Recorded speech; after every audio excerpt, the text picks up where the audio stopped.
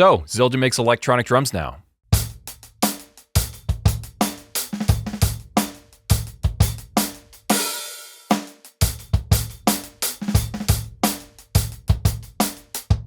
Hey, welcome back. My name's Justin. Today we're breaking down the 3 brand new electronic drum sets from Zildjian and their ALCHEM-E range. I got a chance to play the Bronze EX and the Gold EX a little bit early at Zildjian headquarters at like a preview event. This is not going to be a review video. That'll come a little bit later on when I get my hands on a review kit and play it for a longer period of time. I had a limited amount of time with these kits. However, I got a chance to ask a lot of questions, so hopefully you'll learn a couple of extra things in this video that you didn't see in other places. These electronic cymbals are very, very unique. They're probably unlike any other electronic cymbals you've ever played. By the way, this is not a sponsored video from Zildjian. Today's video is actually brought to you by the people on Patreon who support 65 Drums and also edrumcenter.com. They've got a great physical location. I'm actually going to be going there very soon for the Thomas Lang event. But aside from that, they've also got a fantastic website. Use my discount link there if you want to save a couple of bucks on your next order. Again, that's edrumcenter.com. Use my discount link below. Okay, so because this is Zildjian we're talking about, I feel like it's only fair to start off with the cymbals. They're basically starting with a L80 set of cymbals as a base. I did confirm they're, based on the L80s, but then they have sensors on the back of them that make them electronic. It turns out that no, this has nothing to do with their older Gen 16 line. They had 2 generations of that, which was basically like a mic or pickup system that then ran through an effects processor. That's not happening here. As far as I can tell by asking a bunch of questions, it looks like they're running off of 2 piezos on the back of the cymbal, and then that's going to the module, which then will trigger sounds from the built-in sound bank.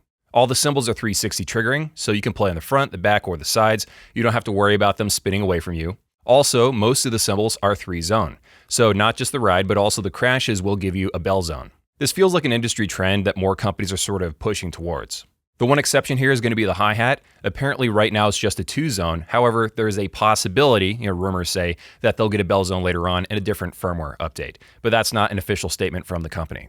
One of the party tricks this cymbal has is that you can mute it anywhere. You can pinch the edge of the cymbal like a normal electronic cymbal. You can also rest your hand on top of the cymbal or rest your hand anywhere on the bottom of the cymbal too.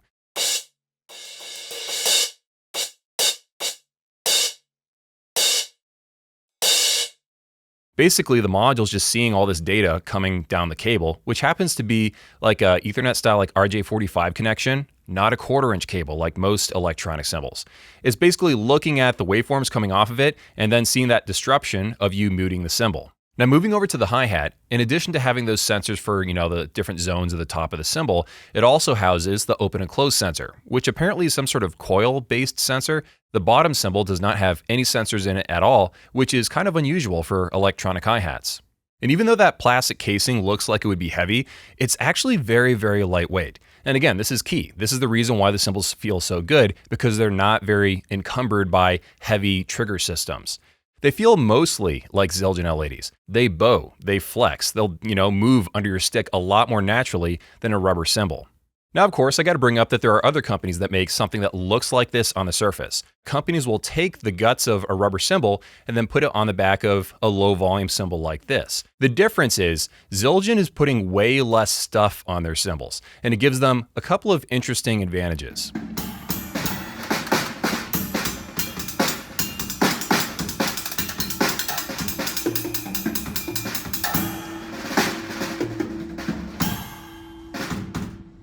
Now, I'm not going to sit here and pretend that the Zildjians sound amazing, but the fact they make a rough tone at all is what's shocking, because most of the other competitors out there, they have so much infrastructure underneath or around the edge of the cymbal to cut down a vibration that they end up sounding like you're tapping on a fridge or a countertop. And that also reflects in how they feel under your stick. They don't bow and flex as much because they're trying to cut down a vibration.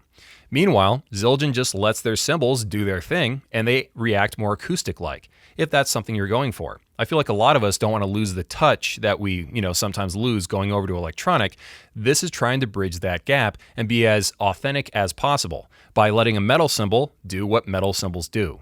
Apparently, the module is doing all the heavy lifting. So everything basically lives or dies based on how good the module trigger algorithm is. I did play 2 different drum modules with 2 different firmwares, and neither of them were quite dialed in on this front though, so while I really like the idea of these cymbals, I'm waiting for the fully finished firmware to see exactly how good the trigger accuracy can get. This is one of the limitations of one of these kinds of preview videos.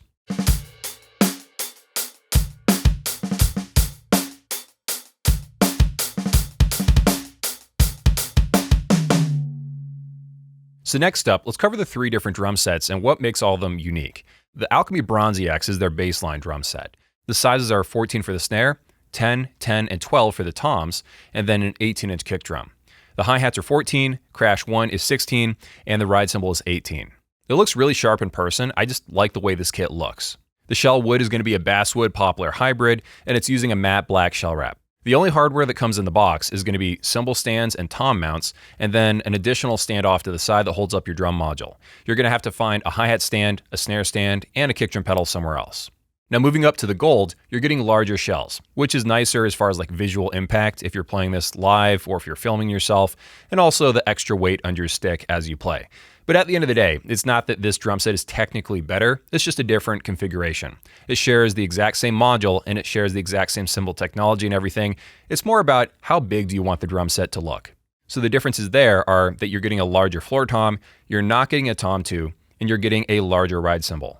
The gold drum sets use a different kind of wood for the shells. They're using 7-ply North American maple shells, and they're kind of pushing this a little bit as a dual-purpose drum set. The ALCHEM-E Gold series is using a Foundry Black Gold Shimmer Gloss Lacquer. It really looks like a muted olive green. And I was told that it's probably because of the lighting in the Zildjian vaults that gave it that sort of look. And then of course you have resonant heads on the Gold series that are acoustic to make the whole drum set ring out and sound a little bit more musical to those around you. And also the fact that, air is bouncing off that acoustic resonant head and then going back up through the mesh. So that changes the feel a little bit, or at least that's the theory that they're going with. Meanwhile, the Bronze series drum set does not have resonant heads except on the snare. And because there are no resonant heads on the toms, they decided to go with a mesh resonant head to match the overall sound. And one other difference is that the Gold snare does have a snare drum strainer on it. Meanwhile, there is none on the Bronze.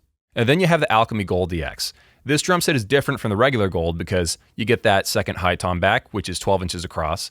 You'll also get a larger kick drum, which is 20 inches across. And you're getting a second crash cymbal, which is 18 inches across. So now let's do a breakdown of the drums and what's going on the inside of them. So the drums all have 2 ply mesh heads on top of them. The kick drum is running off of 2 trigger cones that are like at 12 o'clock on the drum. The snare drum is running off of 4 trigger cones to reduce the chance of hot spotting in the center of the drum. They're going around in a ring around the edge. And unlike the cymbals, which are using that RJ45 like Ethernet style connector, these drums are actually using 1/4 inch like most electronic drums. The one key difference though is that they're using a locking connection versus just a regular plug-in connection. So there is no chance of these falling out. And then when you take a look at the inside of the drums, you'll see that there's a reinforcement hoop near the mesh head up top, and that's there to basically hide the internal cables. They have a very clean look. So yeah, overall, I feel like the drums are using a fairly tried and true formula that just works, with a couple of twists here and there like the locking connections and stuff like that. I like the way the drums are designed. And one last thing to mention before we talk about the module is the accessories that come with the drum set. You're getting a drum key, a flash drive, and a pair of what they call Zildjian E-sticks. Now I asked them, is this basically a renamed version of the Zildjian anti-vibe sticks? Because Zildjian, marketed those towards electronic drummers. They told me no, these are actually rebranded Vic Firth E-sticks.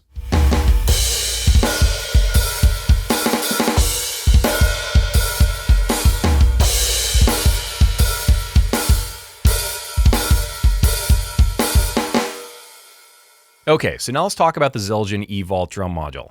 Going big picture for a second, drum modules around this price range exist on a spectrum of complexity, we just call it that.